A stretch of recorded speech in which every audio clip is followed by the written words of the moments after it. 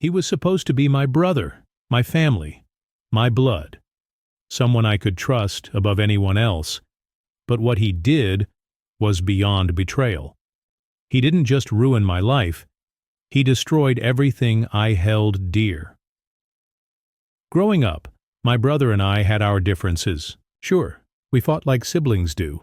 We had our share of arguments, bruises, and competitions. But deep down, I believed we had an unbreakable bond. No matter how bad things got, I always thought we had each other's backs. That's what family is supposed to do, right?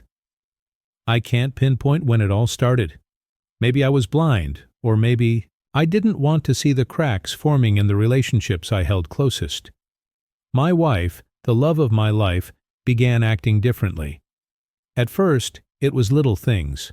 She started spending more time on her phone, texting someone late into the night. When I asked her about it, she brushed it off, saying it was just work. I wanted to believe her. I really did. But deep down, something didn't feel right. There were more signs: missed dinners, unexplained outings, and excuses that didn't quite add up.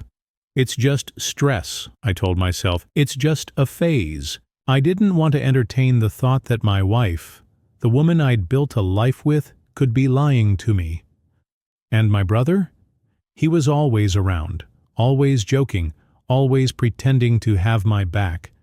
I never suspected that he could be the reason for my wife's strange behavior. The turning point came on a Saturday afternoon. My wife said she was heading out to run errands, but something didn't sit right with me. Call it intuition, call it paranoia. But I decided to follow her. I stayed far enough behind to not raise suspicion, but close enough to see where she was going. When she pulled into the driveway of a motel, my heart dropped. I sat there in disbelief, watching as my wife got out of the car. And then I saw him, my brother. The man I had grown up with, the person I had trusted more than anyone. He was there, waiting for her. They didn't even try to hide it. He greeted her with a kiss before they disappeared inside together. I can't describe the pain I felt in that moment.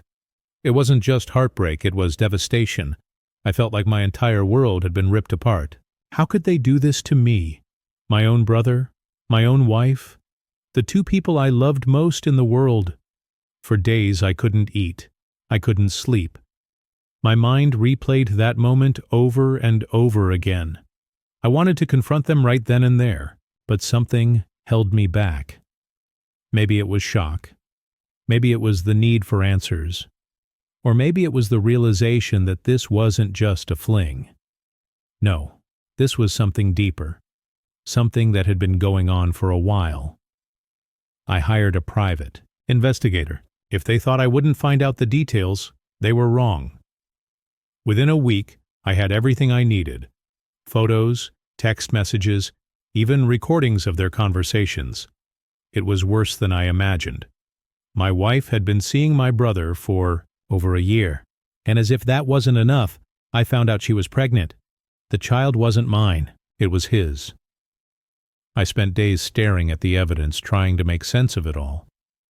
How could they betray me like this? How could my wife, the woman who had promised to love me forever, do this?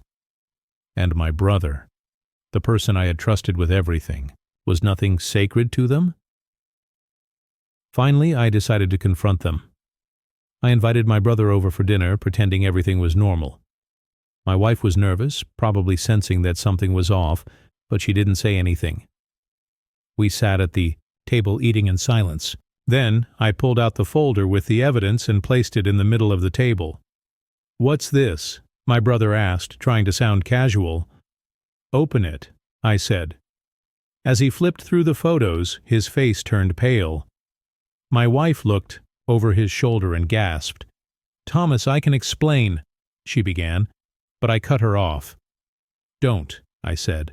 "Don't insult me by trying to explain this away. I know everything.